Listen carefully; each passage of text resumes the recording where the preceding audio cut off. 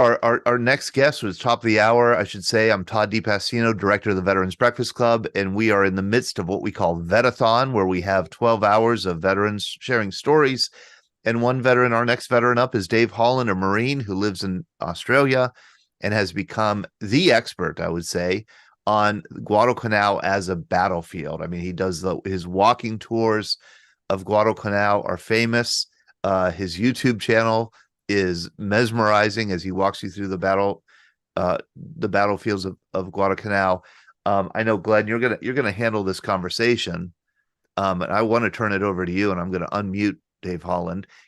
Would you mind if I told a strange and funny anecdote? Please go ahead. I mean, what are you going to say? No, yeah, No, yeah, no, yeah, Todd, that's okay. Just let me handle Todd, it. just shut up for a second. I just find this so remarkable. So, Thursday night, I was emceeing a dinner at a fancy restaurant in Pittsburgh called the Lamont, and the dinner was for the Pittsburgh Veterans Day Parade VIP dinner. And there were about 100 people there, and I was the MC.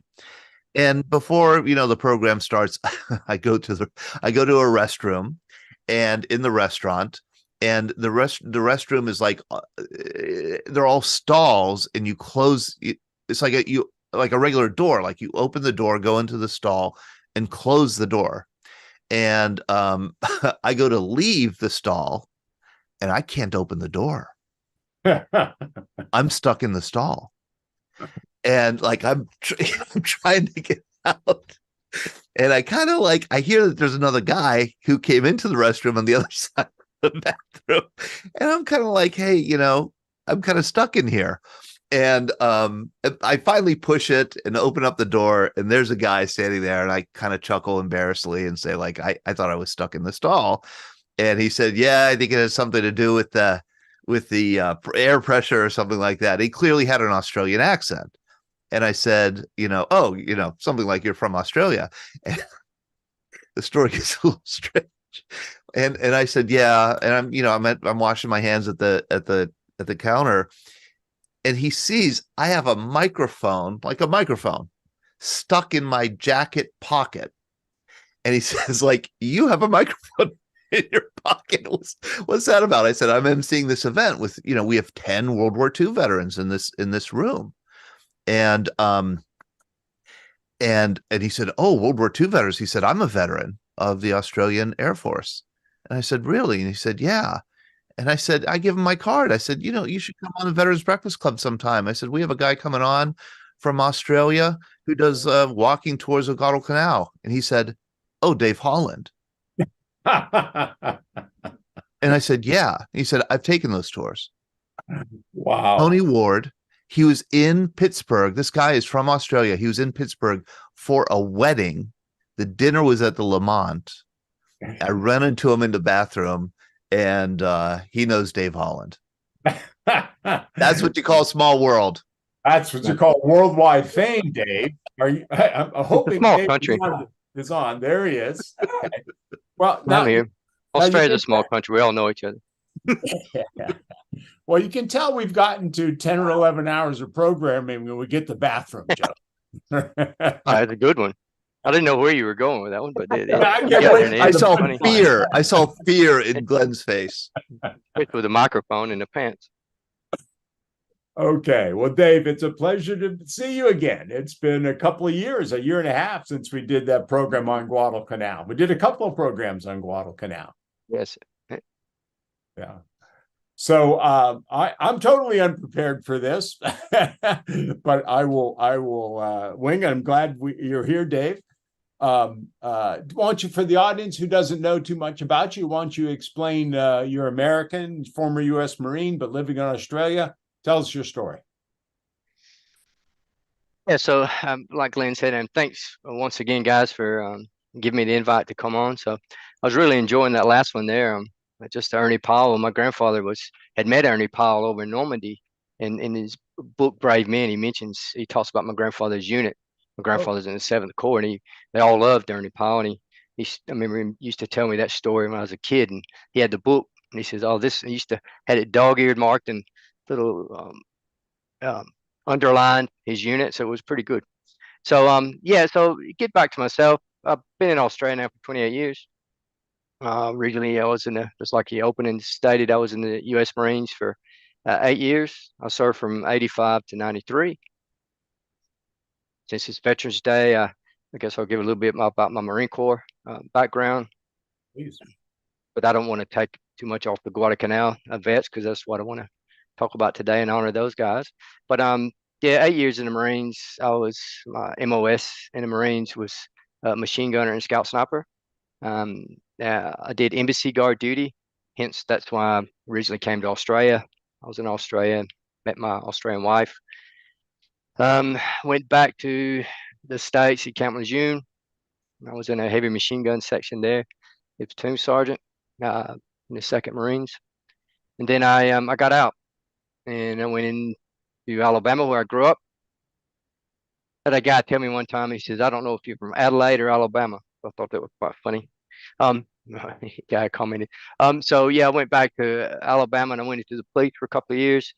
And I was missing Australia. My Australian wife was missing Australia, so we decided to move back here in '95. And yeah, I've been here ever since. Now Guadalcanal. Uh, I retired last year from the federal police, Australian federal police, and during that time, um, Australia has a contingent of police, as advisors and other officials in the Solomon Islands. So I've always been a big military history nut, and obviously with a Marine Corps background. When they said you're going to the Solomon Islands, and I said Solomon Islands, oh, Guadalcanal, yes, yes, okay. And the first time I went there was 2009. I did a short trip for 4 months. And that was just enough to whet the appetite to scratch the surface, so to speak. And then from 2011 and 12, I was there for short periods, like 2 to 3 weeks, maybe 6 weeks at a time. And then when obviously I was working, but any time in between there, I would run tours and then study as much as I could. And then in 2018, I applied for and was accepted for a 2 year full-time deployment to the Solomon Islands as a senior advisor to the Royal Solomon Island Police. So you can know you know exactly what I did in my spare time. I said, well, now I can really dive very, very deep into the Guadalcanal campaign. And what I intended to do was to document and walk the battlefield areas that kind of off the beaten path. I mean, a lot of the tourists, they go there for a week and they hit the main points like Bloody Ridge, Alligator Creek, may get over to Tulagi, yeah, maybe up to Mount Austin at the Gifu, and that's about it. Maybe see a few other bits and pieces in between. But Guadalcanal was a 6 month long campaign, multiple battles, multiple land, sea, and air battles. The three-dimensional campaign at an epic level. So I was allowed to go and dig deep in there, and some of the information I wanted to just verify, a lot of information, so it gave me a good chance. I think with my history background plus my Marine background, my training, I was able to walk the ground and look at terrain from a military perspective and point of view, read the report and actually see what went on. And then someone told me one time, they said, geez, I will never get to Guadalcanal. I wish someone would actually film it for us. And I was on a tour. Obviously I'd take tours. I mean, that was what my main role over there, but I was the go-to guy. And that was brought up a couple of times on the tours. And, me being technology ignorant, still am really, but I just had an iPhone 7. I said, well, I'll just walk around and I'll just take you on a tour like it's just me and you. I just one-on-one tour. And I made a number of videos walking the battlefields, and yeah, I do a lot of research on it, and then I'd walk the guys through, just like it's just you and I on a tour. And that got very popular, and then I made quite a number of them. And I went back. I was there for 2 years, and I actually went back for the first time since COVID, and after a 3 year period, I went back in September this year for a week, and I filmed some more of the detailed areas. So I'm putting them out, some fresh. I put one out today on Veterans Day, the Battle of 1 November with the 5th Marines. But yeah, but it allowed viewers and people who are never going to get to Guadalcanal, or if they ever go to Guadalcanal, they may do the 1 week long tour, and which is really nothing. But this allows them to my tours to dive very deep into it. Yep. And along the way, I mean, it's like I live and breathe Guadalcanal now. But I assist a lot of people. I assist a lot of veterans and veterans, not anymore, unfortunately, but veterans families. A lot of them reach out to me and they said, "Look, my grandfather, my father was there. Do you know anything about it?" So with the ancestry.com and a few other resources, I mean, I can pull muster reports and knowing my background and how to read the material. As soon as I find out what unit that Marine or the Army were in, or Navy was in, I could able to tell them almost exactly day to day. I could walk them through what they did for the 6-month campaign, their unit, and then I can provide photos and give a lot of context around it. So yeah, and now I help authors out. I help researchers. I'd like to do it full time, but unfortunately, I can't do that. But yeah, that's my background on Guadalcanal. This is where we stand. What's the website? What's the name of the website? The So, YouTube. yeah, so I have a Facebook and a YouTube channel. I'm on a Facebook update probably every 2 or 3 days, and I try to include rare or really never seen before photos and information about Guadalcanal. And they both are titled Guadalcanal Walking in a Battlefield. You can get it on YouTube, you can get it on Facebook. So my wife actually said, "Oh, you should do a Facebook to supplement." I said, "I don't know anything about Facebook, but yeah." It's funny, when I was filming, I filmed everything on an iPhone 7, and I actually edited it all on an iPhone 7. And that's pretty hard to do. And I uploaded it on the Solomon Islands internet, which is all miraculous in itself that even things even got out there. Yeah. And one viewer actually said, "You put out pure history with no frills." I said, "Yeah, it's, one, it's no frills because I can't make frills.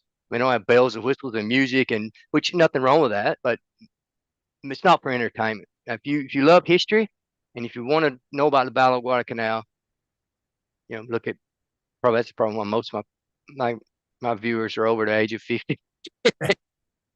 Well, They can't grab it in a minute and that's it. They don't look at it anymore. But it's not for them. It's made for I don't care if I have one follower. Yeah. As long as I get something out of it. I mean, it is excellent. For those interested in Guadalcanal, you can find nothing better than your channels. I know whenever it was a while ago when we interviewed you and we did a couple of programs on, I think it was the anniversary of Guadalcanal a couple of years ago. 79.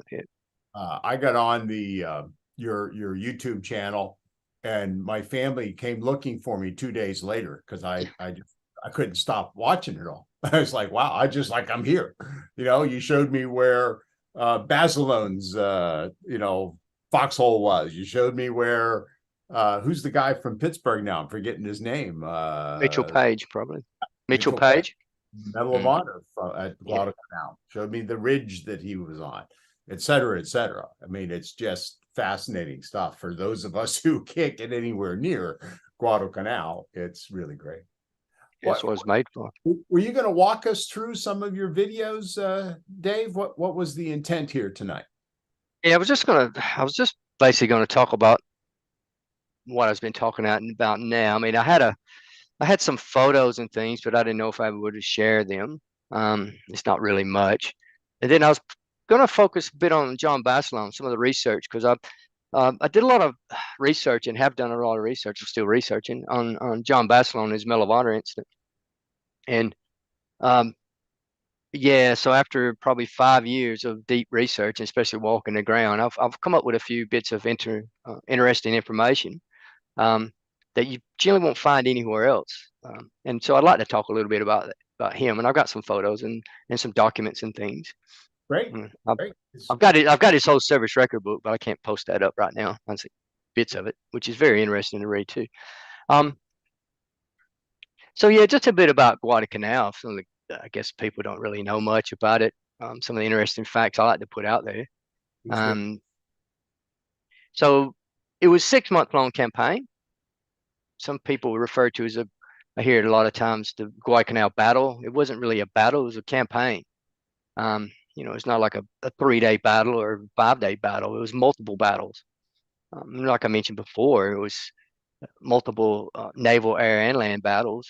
Um, there were 7 major naval battles around Guadalcanal, and if you read some of those, I guess, details of those battles, it's quite amazing. It's probably some of the most intense naval battles in military history, surface battles in a small area. And then we had 2 major carrier battles. It was all on for young and old, as they say. So, and even if you read the most intense naval battle, I mean, I could go off on a lot of tangents here, but with the one you see, naval battle of Guadalcanal between the 13th and 15th of November, that was point blank range, 200 or 300 yards away, and what they say, it was like a barroom brawl. The light turned out, and when you go up on the American Memorial, which is on Hill 73, and it overlooks Iron Bottom Sound, and I take tourists up there, and you can see Savo Island to the left, and I say on this night you had roughly 13 Japanese ships in a row coming through there. Then you had enough to point over to Lunga Point, and I said you had about 13 American ships on that side, and they're meeting right directly in front of you in the middle of the night. And unless you actually stand up there and look over that area, you just can't fathom how small of an area that is. That's why the battleships really didn't play in that area, because they didn't have much room to maneuver. But you read stories about American destroyers are going so close to the battleships can't depress their guns, and they shoot machine gun bullets, and it's just stuff you hear that out of the wooden ships and Iron Men days, out of the 17th century sailing ships. I mean, these are with modern battleships designed to shoot 10, 15 kilometers away, 20 kilometers away from each other. But yeah, that's just one aspect of the campaign. And then you Right. have the air campaign, the Cactus Air Force and the Japanese Air Force fighting daily overhead. The Battle of Henderson Fields, with the land battles, you had like 3 major Japanese assaults. Now Guadalcanal was the first U.S.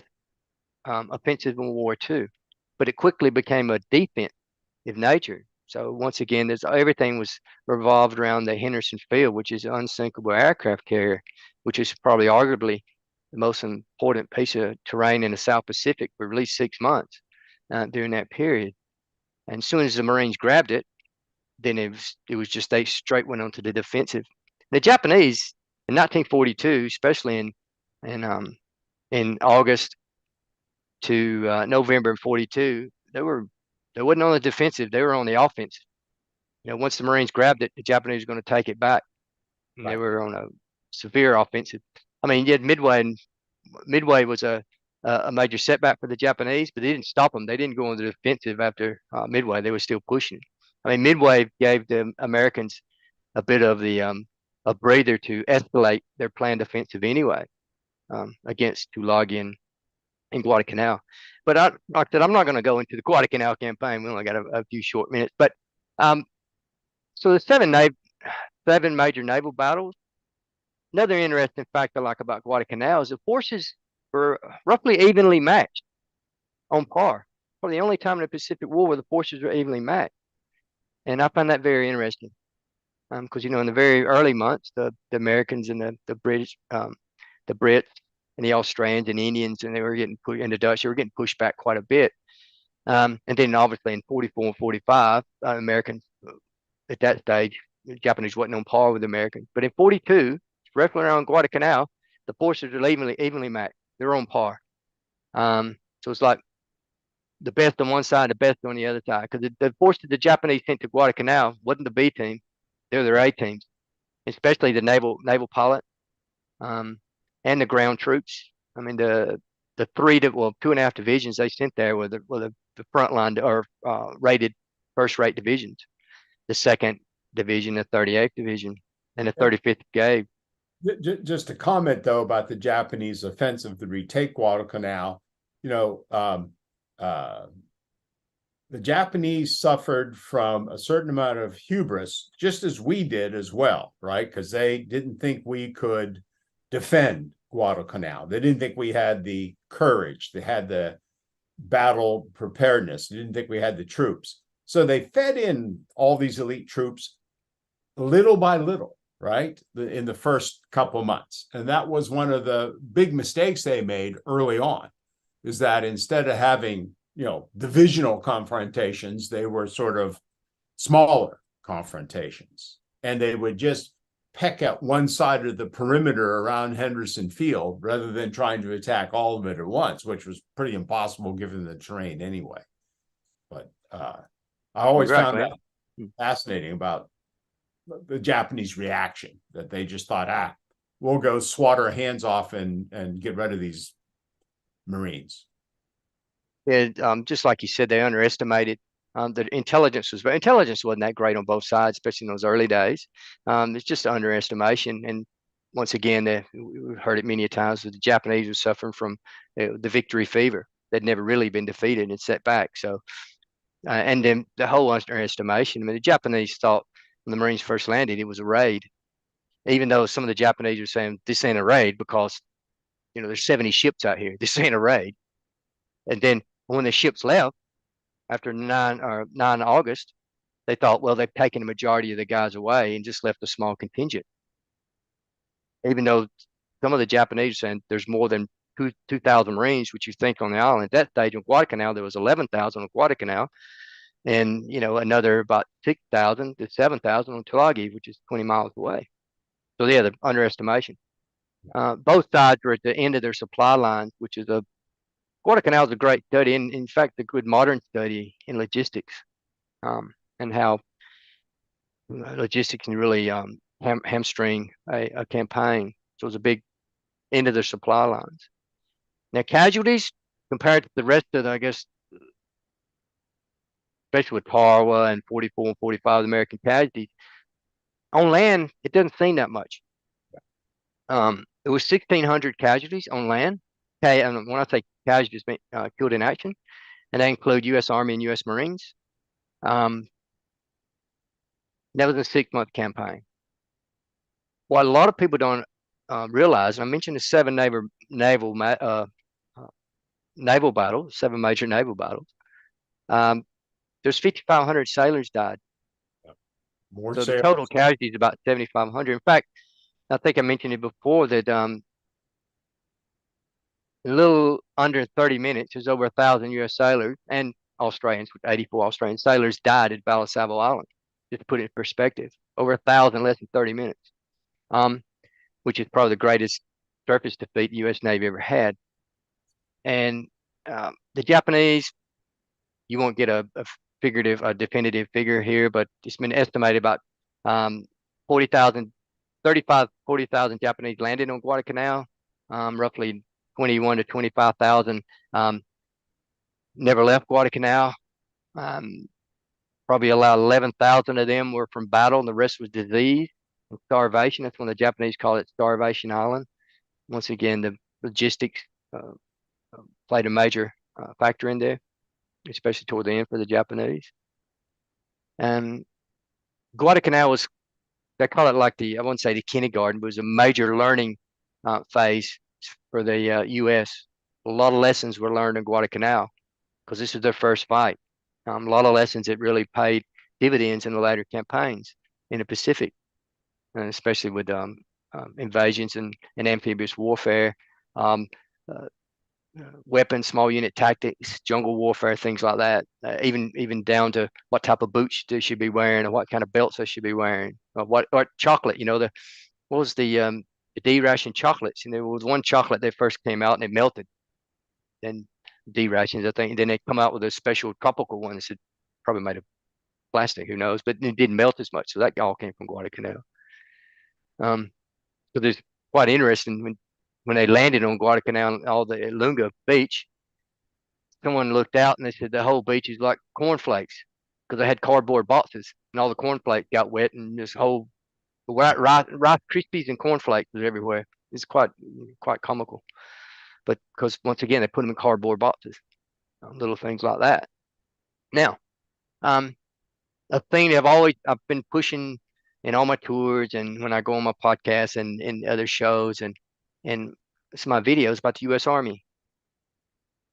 you speak to some people and they think the U.S. Army were even never on Guadalcanal. And if they were, they just mopped up, which is entirely not true at all. In fact, there was more at the end total. There were more U.S. Army troops on Guadalcanal than the Marines, and that's a bit surprising for people. Saying that, the First Marine Division basically carried the ball and they did the hard yards in the first 3 months, particular. The U.S. Army landed with the 164th. They landed in October the 13th. They had a good welcome too. That was the night of the battleships, the bombardment they called when they got hit with about 1,000 14-inch rounds that night, the whole perimeter. But the Army eventually pumped in 2.5 divisions. They had a 25th Infantry Division and the Marical Division, plus the independent 147th Infantry Regiment. So if you want a study, We've talked about, I yes. think we talked about these guys before. I forget who I speak to at different times. This all just to get a blur. But yeah, I think after our first talk, I said, go look these guys up. Did. Amazing regiment. And Yeah. they need to, and I've got their book. I got a couple of books there, but I got one on the 147, which is a good one. I forgot the name of it. They went to Iwo Jima. They went to a number of places.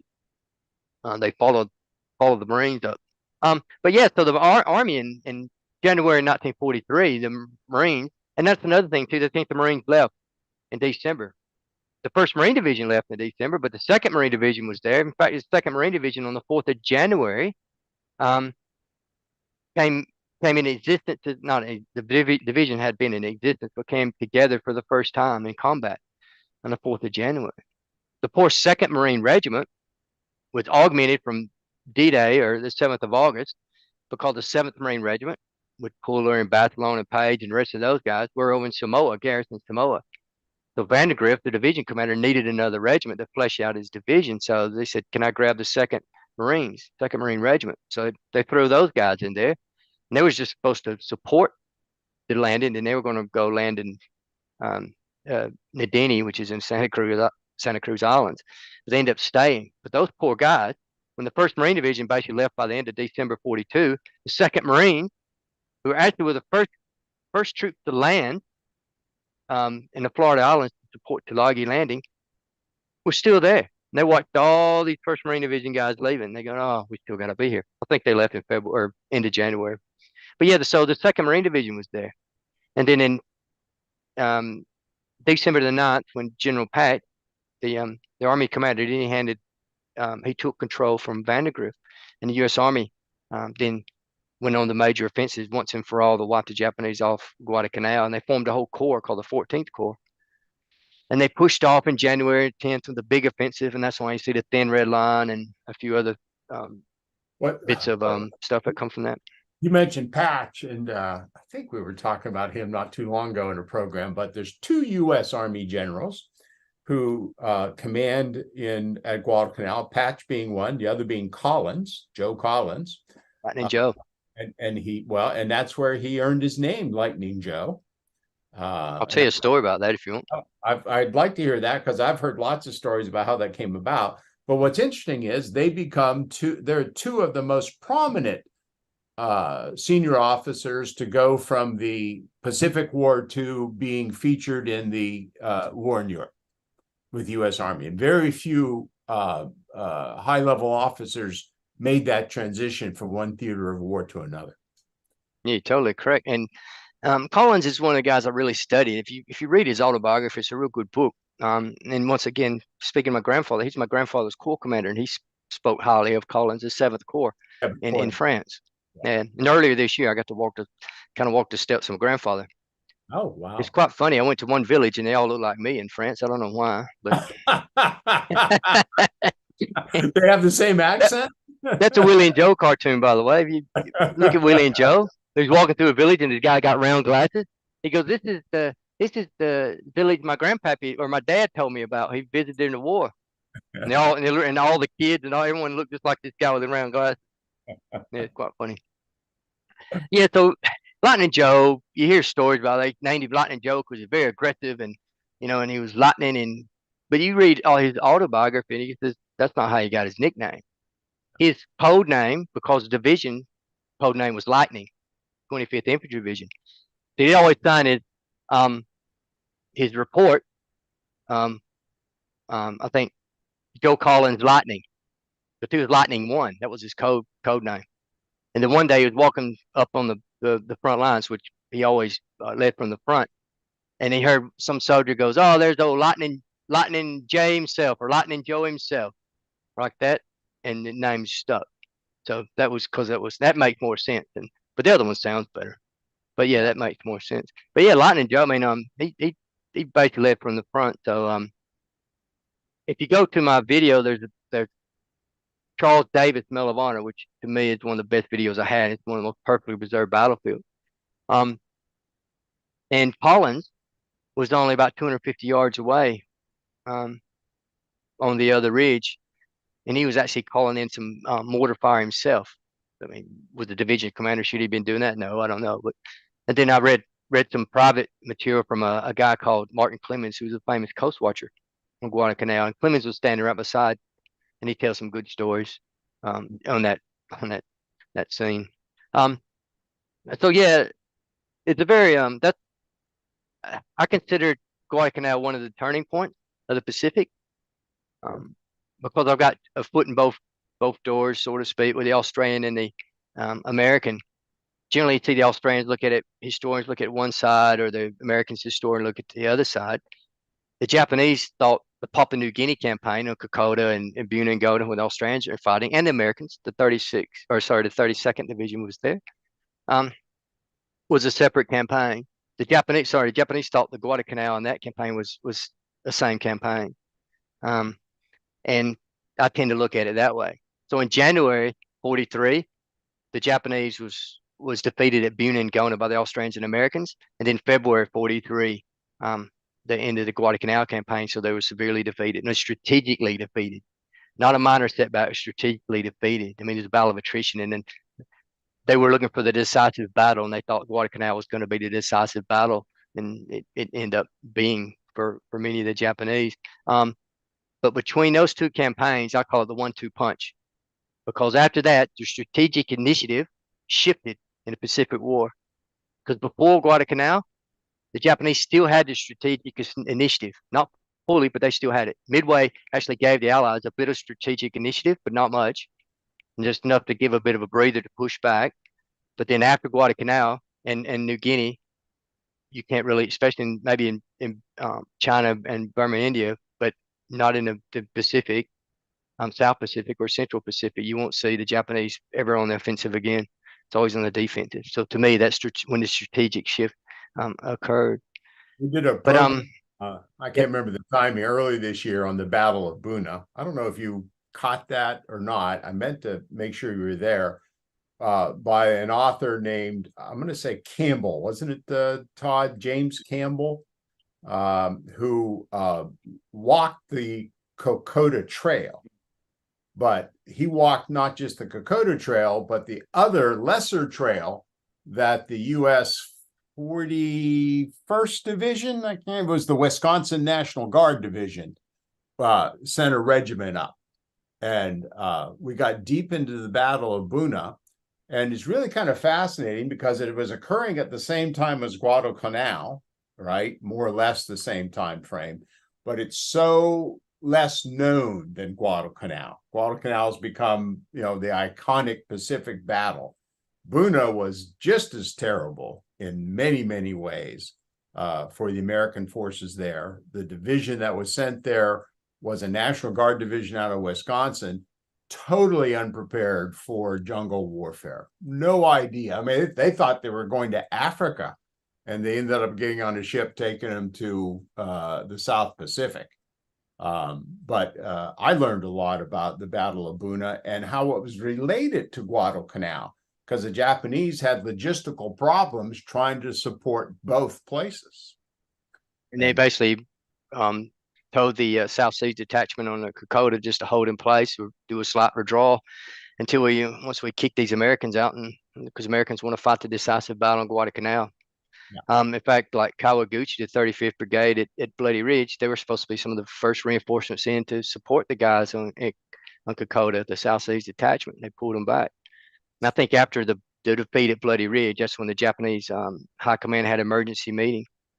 They said, well, we got to do something. Now the main strategic our main objective is not Port Moresby, it will be Guadalcanal. And Hayataki, which was the 17th Army commander of the Japanese, he didn't really want to go to Guadalcanal, and the Army didn't, but the Navy was pushing it, and the high command said go. Um, so I'll focus on Barcelona for a little bit if you want. So I'm talking Let's to get the to that time. because it's already 2/3 of the way through our program. So let's get to your Basloon research because that could be fascinating. I don't know if I'll be able to share anything. I don't think I can. Todd, can you share anything? I think we're running into that same problem of I don't have the authorization to All right. allow Dave to share. Put on if someone goes to my Facebook page, you'll see this stuff. So yeah, go to my Facebook page, Guadalcanal Walking the Battlefield. No, I I'll can post share. them. That Todd can do, right? I could do that. Basically, I was going to show you the picture of drawing of Barcelona in his service record book. You know, when he showed his, it has the character of a person, and it has this scars and the tattoos and his fingerprints and any stuff on it. It's quite interesting. You know, the burn mark on he has a burn mark on his shoulder, and he has a death before dishonor, and he has what does it say a female dancer, the way it describes. And I've got all this service record book, quite interesting. But I'll go a little bit about Barcelona. I like to I'm writing up an article for Barcelona, and hopefully, fingers crossed, it can be submitted to Leatherneck magazine. If I pull my finger out, it's an Australian term. If I get off my butt, so to speak, and make it happen. And I haven't really found one complete source out there about John Barcelona. No books. There's a lot of books about Barcelona, there's articles about Barcelona. Um, a lot of the information in these books, and some are very correct, some aren't correct. But I haven't found one source. Probably the closest, best source I've ever seen is a book called The Pacific, the companion to the Pacific HBO series. It was by Ambrose. Not it's Hugh Ambrose. Hugh, Stephen his son. Hugh. His son. Hugh Ambrose is Steve Ambrose's son. Yeah, so yeah, exactly. That's it. So I think Steve actually started it and he didn't finish it, and then Hugh completed it. So I don't know why they didn't use the companion when they did some of the HBO Pacific series. I guess Hollywood did it a bit. But that's probably the closest. I mean, there's still some facts in there that it needs to be included. Now, I've been in I was an investigator for 26 years, so it did teach me something. I think when you learn about when these guys are the historians and stuff, I speak to a lot of historians who are all academic historians, and it's like investigators and historians go through the same type of training. So what I decided to do was to really drill down on Barcelona, and I wanted to have enough for what I considered a brief of evidence beyond reasonable doubt. You know, a lot of primary sources. I try not to rely on too many secondary and third sources unless only to corroborate what the primary sources actually was telling me. So, real quick, Barcelona was born in 1916 in Buffalo. He's associated with Raritan, New Jersey, because I don't know exactly how old he was when he moved there, but he moved to Raritan, New Jersey, and he grew up in New Jersey from an Italian family. Barcelona went into the U.S. Army in 1936. That's how he got his. Well, he didn't get his name, John, from there. But so he went into the 31st Infantry Regiment, which was a garrison unit of the Philippines at the time. So he was out there, and he was a heavy machine gunner. The 1917 heavy machine gun, that was his main tool, and he was a professional machine gunner. So he got out as a private, first class, after 3 years, honorably discharged, and he got out in 39. So he went back to New Jersey. I think he picked up a few jobs with truck driver and a few of their odds and ends. And he decided he wanted to go back overseas. So someone said, you need to go in the Marines, because the Marines would send you to China, potentially go to, at the time they rotated China and all around the world. And he goes, okay, I'll join the Marines. Now, I always tell people, if you're a former Marine, probably don't listen to this next bit, because John Barcelona never went to Marine Corps boot camp. And it was quite common in those days. If you came from, let's say, the Army, and you had a skill and a background, you were directly enlisted into the Marines, and that's how it went, especially in 1940. And it's all documented. I got Barcelona's I got a number of Barcelona's primary testimonies and things, and I've actually had his records. I've got a record from 1940. It's in July. He went straight to the Philadelphia Recruitment Center, on one day, and the next day he's in Quantico, Virginia. Now, Quantico, Virginia wasn't a training base, and he went straight into the 5th Marine Regiment. And I've had someone try to argue with me, said, John Basilone was in the 7th Marines. Well, John Basilone initially went into the 5th Marines because the 7th Marines didn't exist in 1940. So he went straight into machine gunner as a private first class. He picked up corporal. Didn't take him long to pick up corporal. And it's all in his service record book, too. I've got all that. But anyway, then Basilone, when the 7th Marines were formed, he went over to the 7th Marine Regiment as a machine gunner. And he was a machine gun squad leader.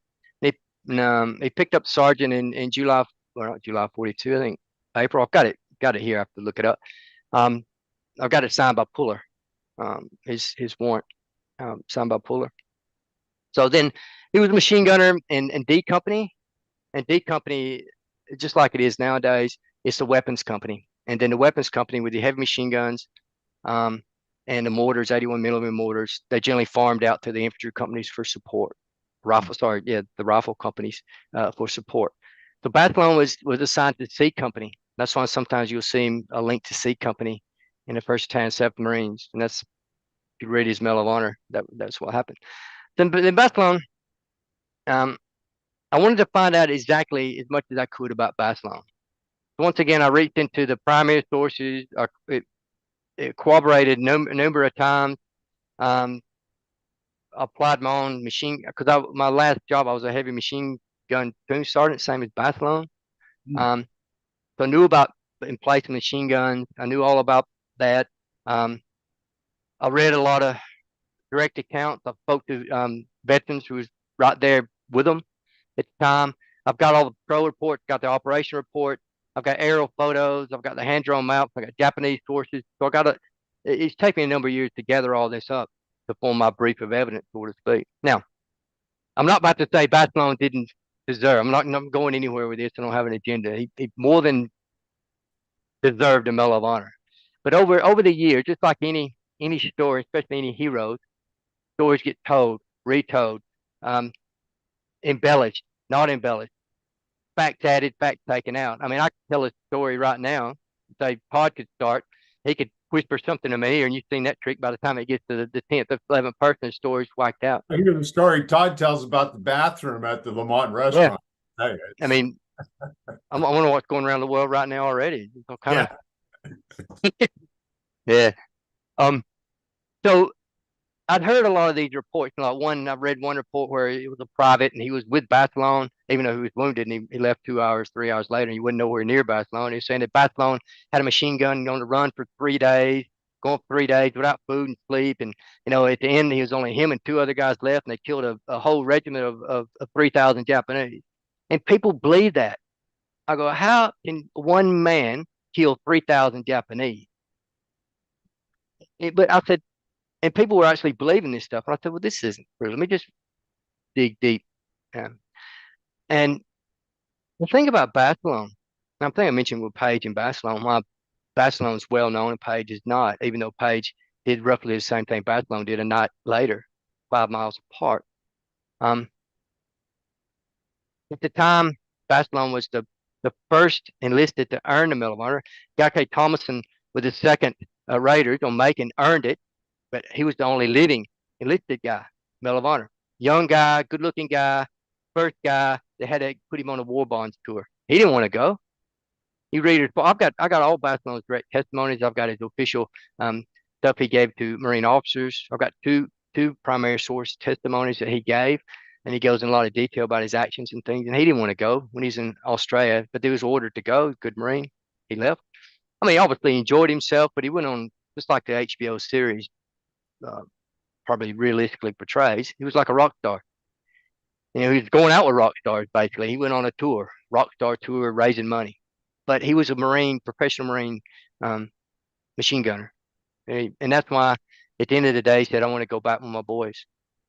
And they said, well, we're not sending you back because, you're our biggest asset was raising war bonds and propaganda. I mean, let's admit it was propaganda. Just during the war. They needed him for propaganda to raise the money for the war bonds, which is a big thing. And then he had to go directly to the commandant, which was his old division commander at the time, or was Vandergrift. And Marines being Marines, he appealed to him. He goes, I'm a combat sergeant. I'm a special platoon sergeant. I need to be with the guys. That's where I deserve. I don't need to be back here. This is literally killing me. He goes, yep. He knows basically potentially was a chance, but he went. Right. And obviously he was unfortunately killed on February 19th and first day of Iwo Jima. But yeah, there's a lot of reports about Bathmon, but what he did was pretty amazing. I mean, there's a few things you hear. I already mentioned that he didn't take on a whole Japanese regiment. I mean, he had a whole battalion around him. I was speaking to a guy called George Mason, and George, unfortunately, he died only last year, but his mind was very switched on. He was on a 30. He was 17-year-old, and he was on a 37 millimeter anti tank gun right beside Bathlon. So Bathlon had a 37 millimeter anti tank gun right beside him, but they were guarding something called a Sector 3 trail, which is a vital trail, an avenue of approach in a Marine line. And when the Japanese attacked that night, they didn't attack 3,000 guys on line. They attacked a piecemeal because they attacked in that thick jungle. It rained, avenue, the least path of resistance. Right, and they ran straight down the trail. So Bathlon's 4-gun was created with taking out the 9th Japanese company. So wiped out about a company, about 150 to 200 Japanese. Bathlon, they counted 38 bodies between Bathlon's wire, and I've been to the area where the wires are. And Bathlon's own statement says it's 30 feet away, and it's roughly about 30 feet away, between the wire and Bathlon's thing. But Bathlon, their bunkers, he had 2 bunkers with 2 machine guns in them. The bunker's only 30 yards apart, and he goes into very much detail about the placing. And he was in the left bunker with his 2 machine guns. He only had 14 guys. Normally they have 16, but he was down 2 guys. He had 7 and 7.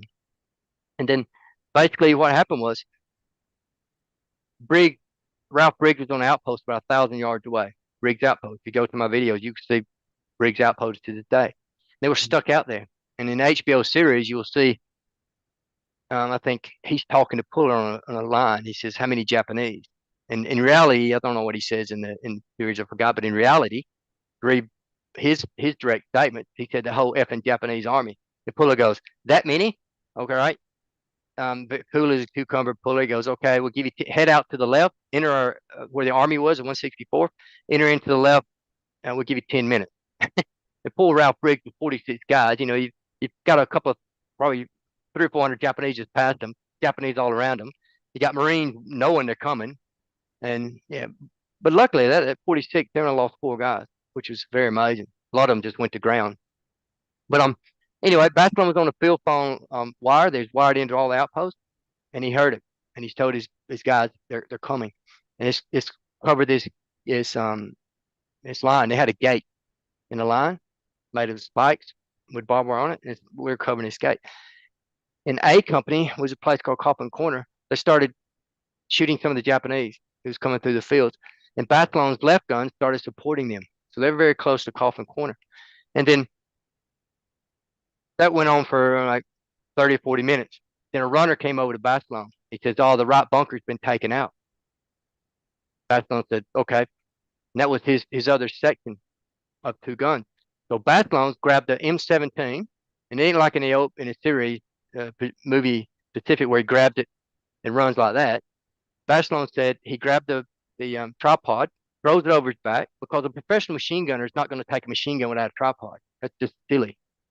I mean, why would you do that? But he throws it on his back. It weighed about 100 pounds, and he had 2 guys with him. So they had to go to the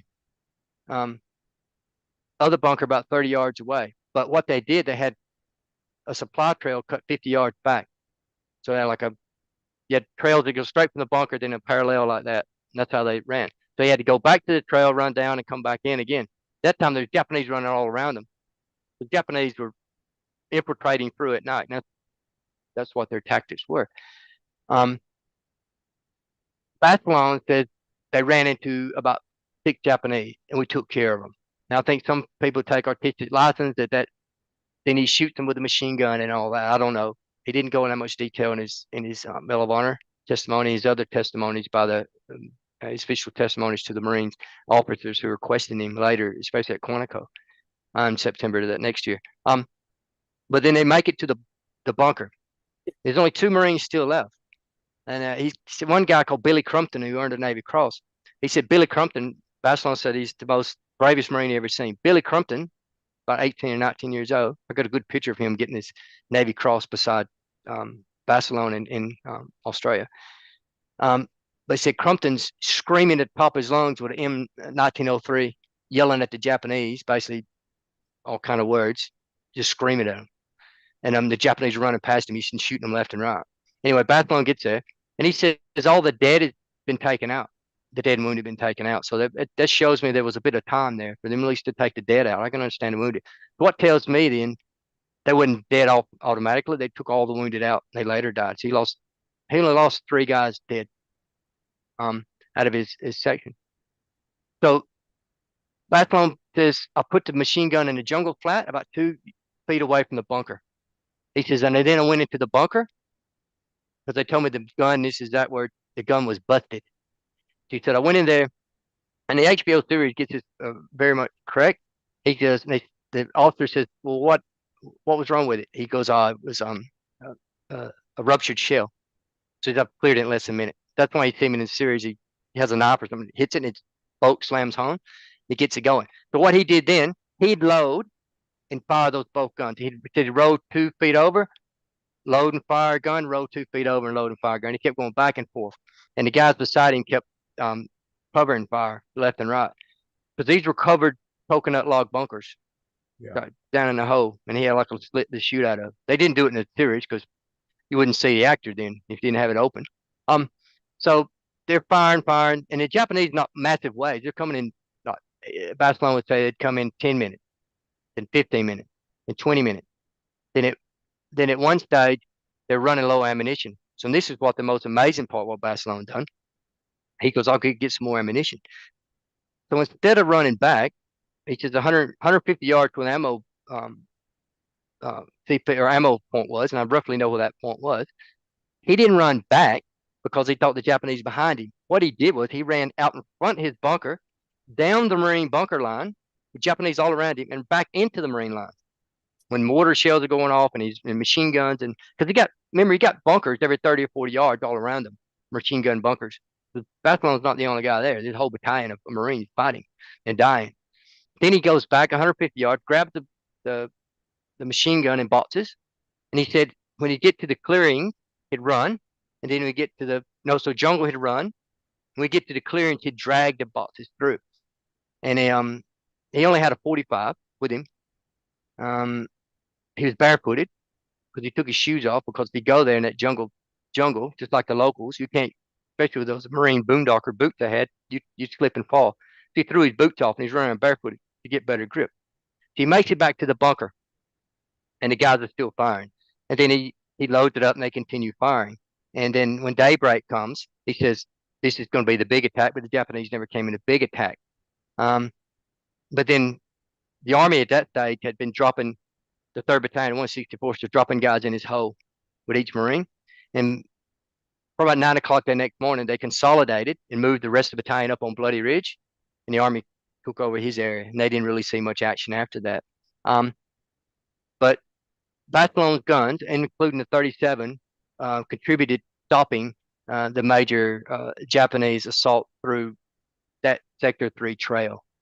The biggest attack came the next night against the army at Coffin Corner. But that was the largest Japanese assault on the island. There's a whole division against roughly a battalion and a half. That occurred. What date was that? October 24th to 25th of Barcelona. The whole Battle of Henderson Field went from the 23rd to the 27th.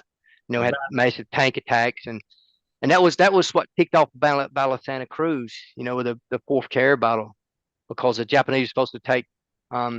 Once they took Henderson Field, they would issue a code Banzai, and then Yamamoto and the rest of the Japanese combined fleet was going to come down, which they did. They fought the Battle of Santa Cruz, which ended up in a Japanese tactical victory, but it was kind of created because they lost the majority of their. They lost more air crews at Santa Cruz than they did in Midway. But Dave, back to your description of Barcelona's Medal of Honor action. Compare that to the HBO series, The Pacific. Sounds, as I recall, because I've seen that scene in The Pacific a dozen times, your description of it versus what was there, it sounds, the HBO depiction is reasonably accurate. Yeah, it's very accurate. I mean, not very, but especially when he shows the fields of fire, because that was in a thick jungle. Bathlon said they only had about his vision's about 30 yards to the wire, and about 20 yards on the other side. Because it's thick jungle, and that's why they built a 4 foot high barbed wire, built it in like a triangle to hold the Japanese up on that barbed wire enough to kill them. What's not and accurate is Baslin did not pick up that machine gun and hold it by his hand and No. burned his hand like they. no, he burned. No, he burned his arms. He picked the gun up, and when it was on its tripod, he picked it up by the barrel and cradled it like this to move it, which machine gunner does, and he burned his arms that way. And another thing too, in the show, when it shows him running out and pulling the bodies off the wire, he don't do that. You know what he said? He said to clear a field of fire, he'd move his gun. That's what a professional machine gunner. Why would you run out there to the barbed wire and pulling these guys off? Well, it looked good on TV. You know, of course it looked good on TV, but you just move. You know, I'm not going to run out there with all the Japanese. I'm just going to move my gun around a bit to get a better clear field of fire. What machine gun was he firing at that time? What was the type of machine gun? Sort of M1917 heavy machine gun. 30 cal. Marines did, yeah, 30 cal. Water cooled. Water cooled machine guns. You're on a tripod. Then you had the 1919s, the light machine guns.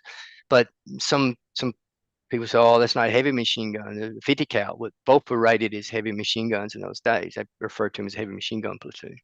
I mean, if someone says that's not a heavy machine gun, I can tell you've never carried one on a pack march. Yeah.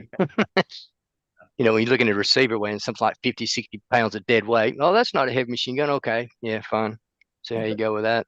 That machine gun lasted how long into the war? It was to the end of the war. To the end of the war? I thought you'll see pictures. Yeah. Like in the Pacific, what's he firing at Iwo Jima as a machine gun? Yeah, I mean, there been 50 or no, the 30 cals too, not because you could see I know that was a Stinger, like a Stinger or something. In 1919, he had that. He had made that dowel handle, like a little portable one. Yeah. But he's in charge of a heavy machine gun platoon still there. I mean, they might have had a couple of those little ones too for light.